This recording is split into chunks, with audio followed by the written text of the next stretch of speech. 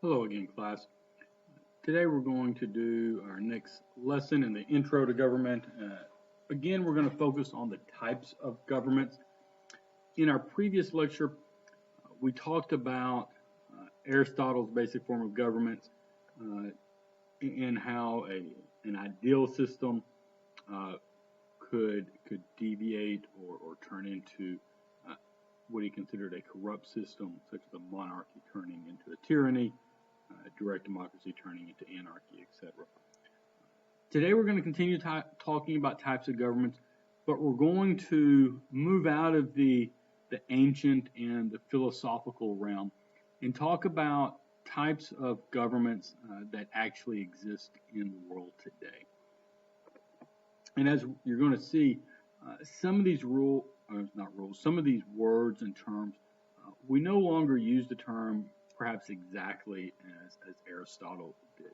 Or even if they technically mean the same thing, they no longer have the same connotation as when Aristotle was talking about them. All right, so let's talk about types of governments in existence today, and really throughout the last 100, 200 years or so. All right, so let's talk about some vocabulary first. All right, authoritarian. That is a government that controls all aspects of people's lives. They control the economy, the political, the social.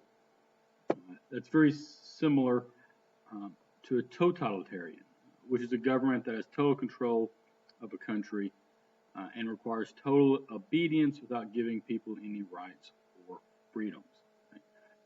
So as you see there, I've used pictures of two of the more infamous dictators and totalitarian leaders of the 20th century, Hitler and Stalin. So these are pretty similar concepts, and you obviously don't want to be living in a country with either type of these governments. Now, what are some more modern forms of governments? Well, and again, we'll stick to a similar outline as Aristotle did. And we'll start talking about one ruler, also known as autocracy, ruled by one person. Okay. Now, some of these can be more or less benign. Benign meaning harmless.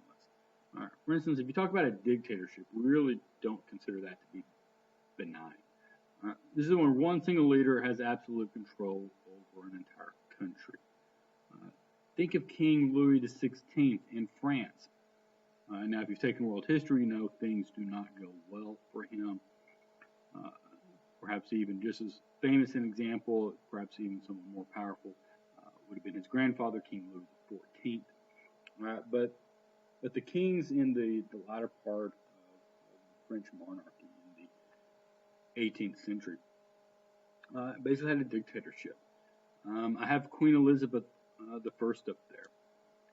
Now, she had to wrestle with a parliament. If you think back to, you studied in your world history, or maybe even remember back to 8th grade history. In the English monarchy after the Magna Carta in 1215 was never a 100% total dictatorship. Now, depending on the time period and the monarch, sometimes closer to that than at other times. So this is why we have a spectrum here. And then finally, another system of autocracy or one rule is a monarchy. Kings or queens govern, and they usually inherit the position from a family member, such as all of the kings and queens I have on this page. However, as I was just talking about, sometimes you're talking about Louis XIV or Louis XVI, a king may be a dictator. They may have total power. But in the terms of British kings and queens, certainly in modern times, they aren't dictators. Queen Elizabeth II really doesn't have much political power. She's a representative of the country. She's the figurehead of the country. But really, Parliament and the Prime Minister are the ones with all the political power in England. Or Great Britain. But we would still consider that country a type of monarchy. We'll talk about the type here in a later slide.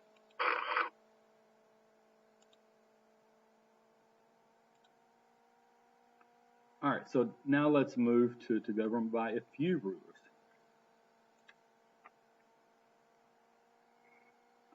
Again, an aristocracy is where a few members of the upper classes or nobility rules a country.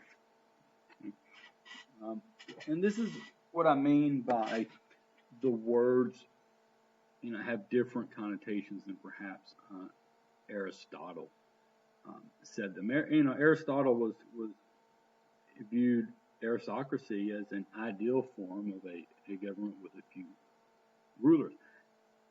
Ideally, according to Aristotle, you'd have had some really smart, dedicated leaders helping run the country.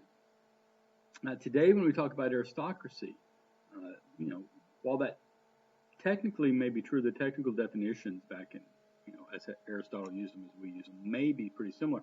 But today, aristocracy has more of a connotation with really a small group of rich people or small group of noble families, the aristocracy.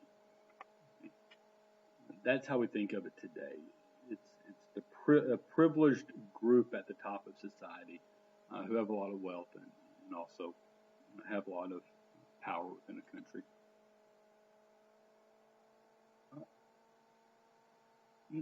Then you have an oligarchy, which again is the same. It's a small group of people hold all the power. It doesn't necessarily have this connotation that the people came from the upper classes or nobility, like we tend to use the word aristocracy. For example, a junta, and yes, you don't pronounce the J with the J sound. The junta is a group of military leaders who rule a country after taking control by force. All right, so those military leaders may not have come from necessarily the upper classes economically or the noble classes of the country, but it's a small group, and they use their power through the military to control the government. Right? So that's what we'd call an oligarchy. Neither of these words have a particularly good connotation today.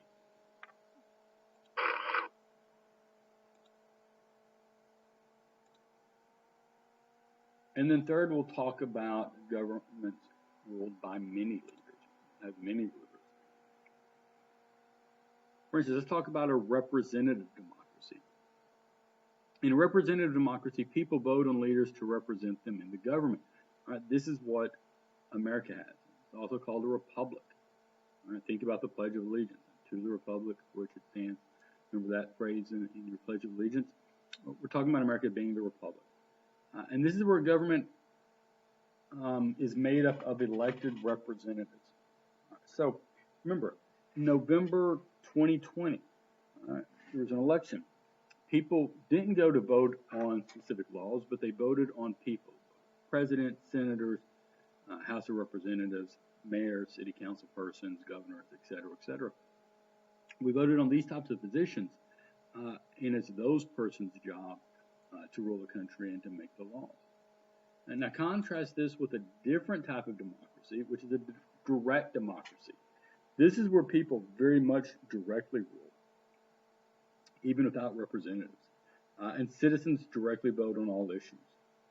Again, depending on whether or not you've taken world history and where you are in that course, think about ancient Greece, Athens in particular.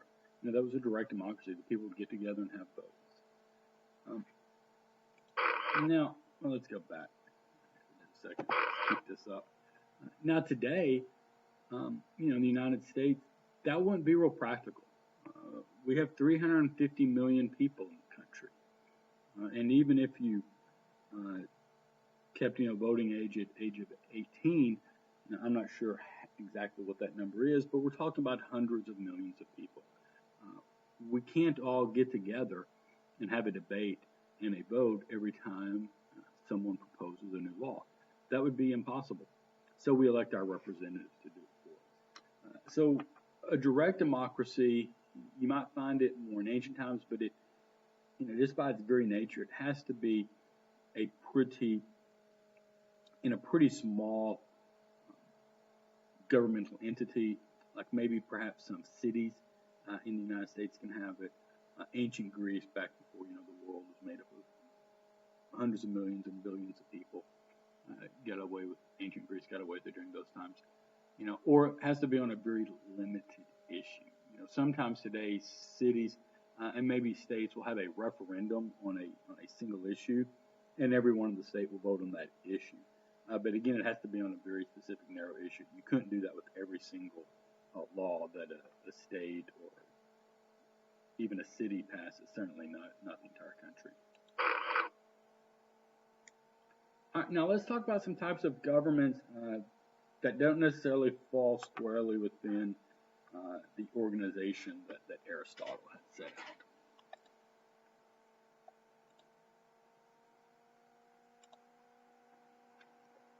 Right. A theocracy.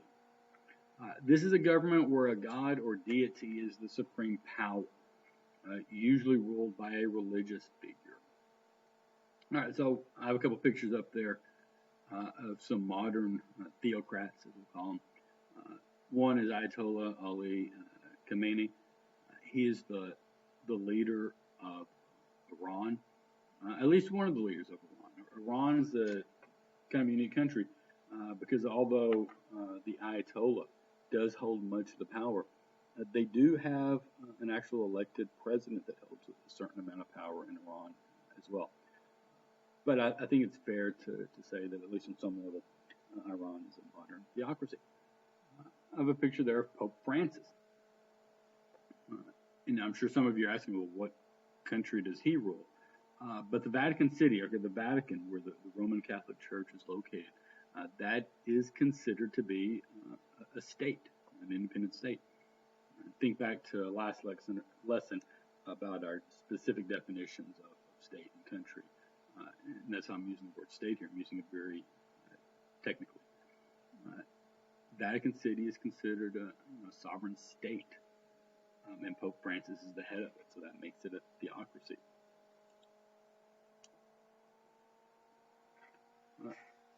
And then you have constitutional governments, and these can take all sorts of forms.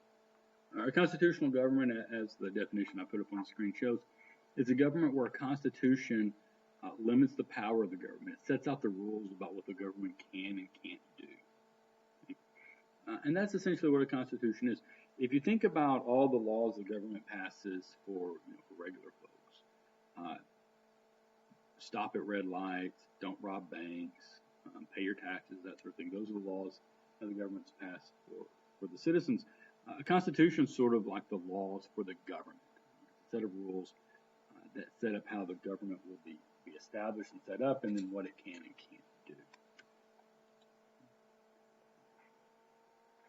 Well, before I go to anarchy, let's continue talking about constitutional governments because they can take all forms.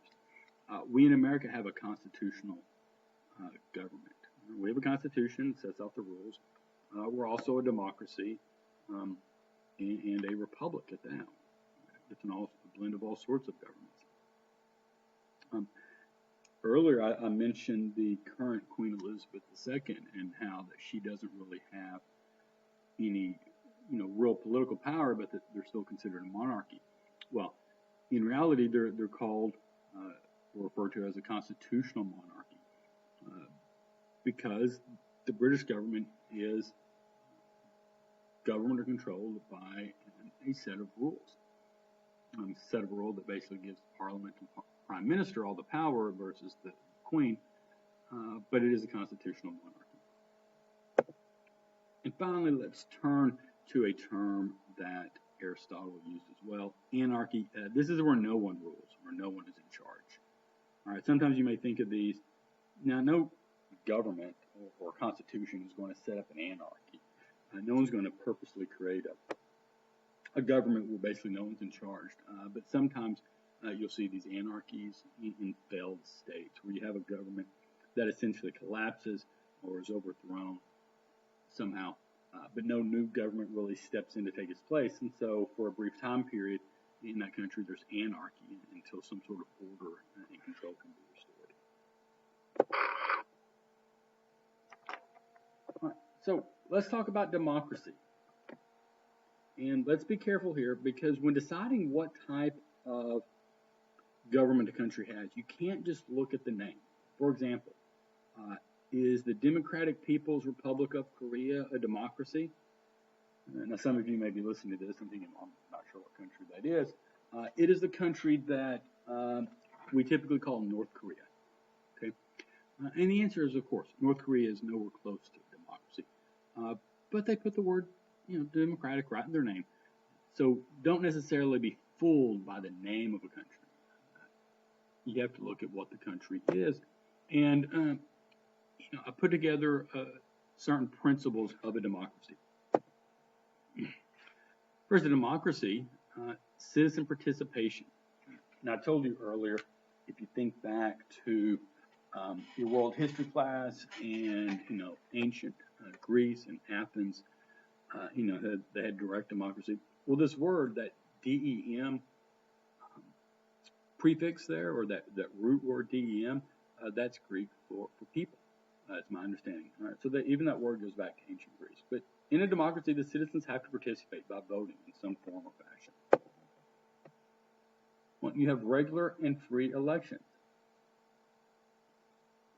All right, you can't claim to be in a democracy if you haven't had an election in 30 years. Okay, you have to have them regularly, and they have to be fair. Right? The government can't tell people who to vote for. There are a lot of countries in the world now and in the past where you may have an election, so to speak, but the government really basically would only put forth one candidate, and you would essentially force the citizens to select that candidate. And you'd have these elections where the government's preferred candidate would get something like 98% of the vote or something like that. That's not a fair election. All right, third, accepting the results of the elections. Okay, now, depending on when you're listening to this, you're thinking I put this in just because of some recent events, but I promise I didn't. I created this slideshow in PowerPoint back in probably January of 2020. I based this list of the principles of democracy on some research I'd done on it. So this is not something new that I put in, just to refer to the things that happened after the November 2020 election. This has always been considered a principle of democracy. You have your free and fair elections, and then the winner takes office, and the loser of the election goes home, goes back to their old job or what have you. We saw this early in the Republic. Now, George Washington, he was retired. He didn't lose any elections, but the second president, John Adams, he was elected president once, but then he lost his re-election bid against Thomas Jefferson. And when he lost, he basically just went home. That is one of the principles of a democracy. You're not going to have a democracy very long if every time you have an election, the loser refuses to accept it and fights the results. Fourth, rule of law. All right, in a democracy, you have elections, and in a direct democracy, you'd be voting on the actual laws themselves. In a representative democracy, you'd be voting on the people who are creating the laws. But regardless, once those laws are created, people follow them. All right. We talked briefly about a social contract. Remember, the social contract per Rousseau said that people should only have to follow laws that they have a hand in making. Well, in a democracy, the people do have a hand in making them, so therefore they need to follow them after they're made. Democracy, at least hopefully, you're going to have this majority rule with minority rights. Okay? And now this isn't always the case, or hasn't always been the case, including in our country. Think back to your U.S. history and what you know about the Jim Crow and the segregation era before the Civil Rights Movement in the United States. The majority, the white majority, and they weren't even a mathematical majority in the states always, but they were in terms of power. But so the white majority was not respecting any rights of any minority citizens, and that should not be the case in a democracy. So yes, the majority gets to rule. You have an election, the majority wins, and you're supposed to accept that. You're supposed to have rules of law, but people are not supposed to lose rights just because they're not necessarily in the 51% of some population group. All right, in democracy, the government should be accountable. After all, that's what the elections are for. If you don't like what the government is doing, you can vote on someone else in the very next election. Transparency, that means what the government's doing can be seen, can be viewed. Now, this doesn't mean we get to know every little thing. All right, there are certainly military secrets and that sort of thing that no government's going to share with the citizens. But for the most part, we get to know what the government's doing.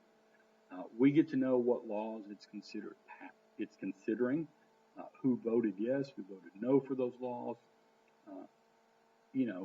In our country, there's TV stations called C-SPAN that broadcast a lot of the meetings that take place in Congress. Courts, although what happens in court is not usually televised, anybody can go to a court and sit there and watch and find out what happens. And that's how we know what happens in trials. Reporters will go and watch and then report on it.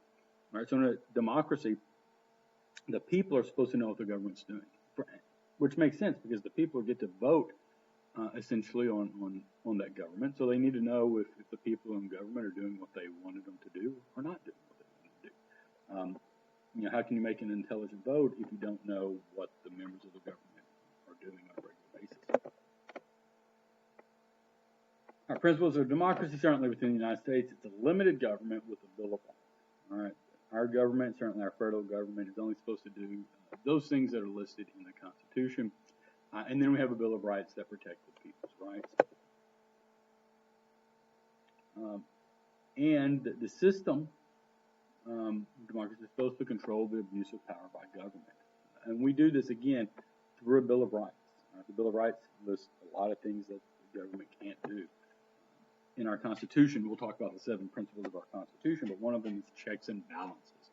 The various branches of government keep a check on the other branches to make sure none of them are abusing their power. Economic freedom. All right, you can have this in a democracy. Now, again, as we're going to talk, you can blur and blend these things. Okay? There are countries that have democracy. They vote absolutely in their political leaders, but they have what's considered a socialistic form of economy, and we're going to talk about that in our next lecture. Where there are a lot of restraints on people's economic freedom. So, although economic freedom is often a principle of democracy, there's certainly a spectrum where that may or may not be true in certain places. Equality. Every person's vote should count the same. And then those people all should be afforded basic individual and human rights. Important part of any democracy in any country is an independent judiciary. That judges should be able to make their rulings based on what they view the law to be, what they view the facts to be, and not what some politician tells them. Okay, judges shouldn't be told by the executive branch or the legislative branch how to rule in any particular case. They should get to make their own decisions based on their own skill and expertise and judgment. And finally, competing political parties. Now, if you remember back to 8th grade history, George Washington warned against this. He said, the country should not have political parties, but, they're probably inevitable because you're going to have different groups of people who are always going to try to win elections, and they're going to work together to win elections. And so, as a matter of fact, after any number of years in democracy, you're probably going to have political parties form in one form or fashion. All right, finally, in this lesson, let's talk about the systems of government. There are 3 basic ways you can organize your government in terms of spreading out the power. First, you can have what's called a unitary system. This is a government where power is concentrated in a single central location. All right, Japan is like this. France is like this. All right, the government, France is basically run by Paris, by the national government in Paris. Now, that's not to mean that cities don't have their own governments and mayors and things like that. They do. But the true power lies at the central of the government.